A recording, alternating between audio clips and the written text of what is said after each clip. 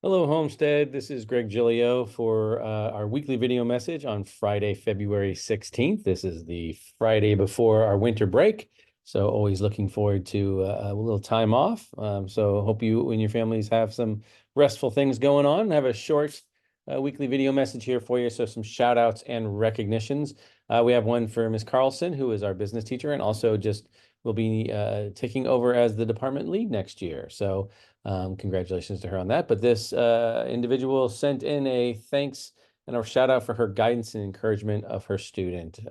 So thank you for that, Ms. Carlson. We also just had a couple just people mention they didn't say why they didn't hear, although we know they're awesome. But Miss Vasquez, who's our long-term sub in English, and Mrs. Della Santina, science teacher. I think maybe there's a contest about how many times Della Santina can get her name put in here, but we haven't. So anyhow, they didn't give a reason why, but they just said they deserve a shout out. So there is the shout out. A couple of questions and concerns this week. So parent sent in a thing about a discipline incident where their student received some singing Valentines, which turned out to actually be a prank and kids pretending to be something else.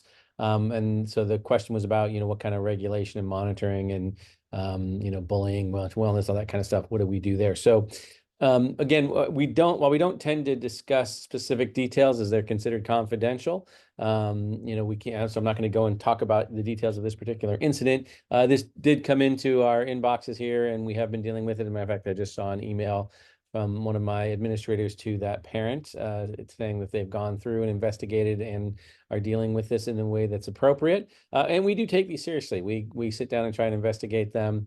And when things are brought forward, or if we see them, we are definitely going to do that. And we encourage your students, if they have ever had some incidents where someone's teasing them, joking with them, or more seriously harassing or bullying them, that is something that we would definitely want to know about and investigate and deal with. We know it can be sometimes feel a little sticky, but we definitely want to make sure everyone's feeling safe and comfortable moving forward.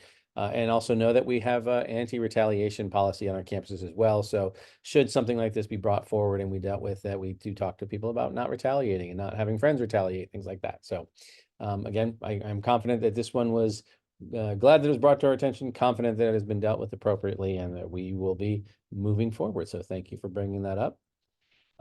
Big long question here as well about the 8-period bell schedule. And again, a bunch of questions in here, when is it starting? How do we do this? Will courses be shorter?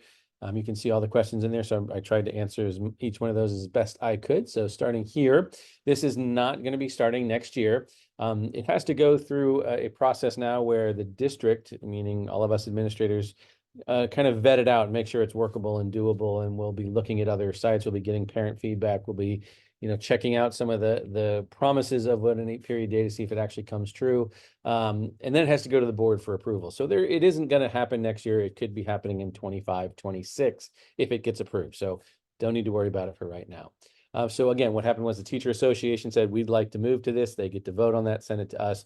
We now look into it and then send our recommendations to the board for approval or to not approve. The current schedule, the way it's laid out is it does have shorter instructional periods to fit in 8 periods rather than having a longer day, which is not something that anybody was looking forward to, but to fit our instructional minutes and to make sure that we are keeping sort of within those timeframes. It does have some instructional periods that are shorter, so that's something we need to take a look at. And again, just because we're saying it's an 8-period day does not mean that you will be getting 8 periods of classes. Sort of like right now, we offer 7. You can get 6 and up to 7 if there's an open period. We're not going to say you get 7 with an open 8 and then possibly get an 8th. There may be some kids that get an 8th period. Just like now, there are some kids who get a 7th period based on their need. It's not going to be something that we offer. I don't think that's a very we talk about someone was talking about mental wellness and that kind of thing. I don't think it's a good idea just to load classes on people for the sake of loading them on, but there are some good reasons to look at this 8th period, especially with the upcoming ethnic studies and health requirements that are going to be put on freshmen so that they graduate. They're going to have that to graduate. That's a couple of years away from now. The class of 2030 is going to have that. But anyway, no matter whether we had a 7-period or an 8-period, you're still going to have that thing where sign up for 6 classes. You can sign up for a 7th class, not a 7th period itself, but a 7th class. And if there is space available after a certain time, we will give that class to people. But that sometimes, people sign up for Java or a language, and those seats get filled before we're able to put it in as a 7th. So, but it's, worth looking into if you have that shot. There will be information coming home. As you said, one of the committees is to get parent and student feedback. So we will be doing that over the next couple months here. So just keep your eyes and ears open. I'll probably even mention it in this video about, when that might be coming out. The start and end times are roughly the same. It will not be starting any earlier than 8:30.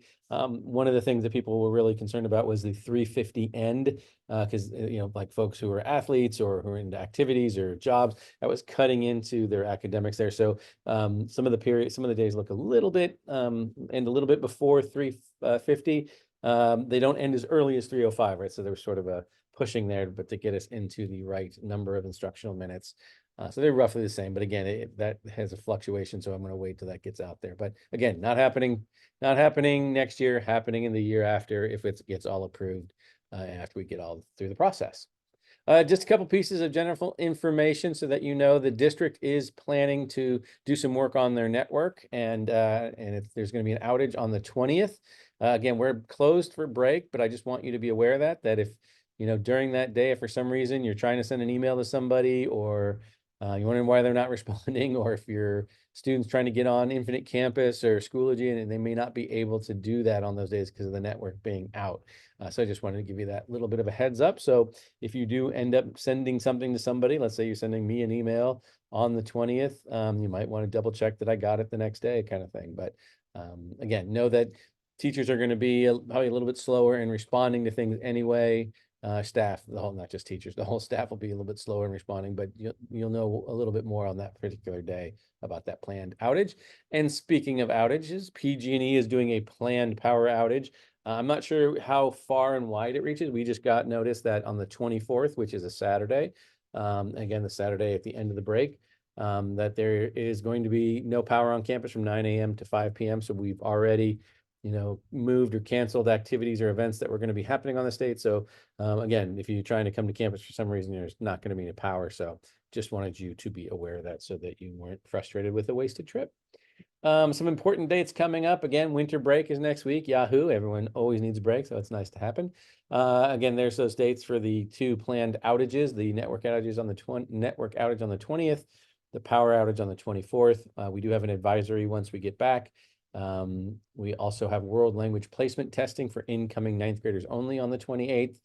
The March 1st is the end of the 4th grading period. Again, this is a progress report time. It is not a final grade, but it's a nice thing to check and say, hey, you're on track to do well, you're not on track to do well, and then either what to do to maintain or improve that grade. On March 5th, we do have a community college information night for seniors and senior parents only. And then getting ready already, it's almost CASP season testing time.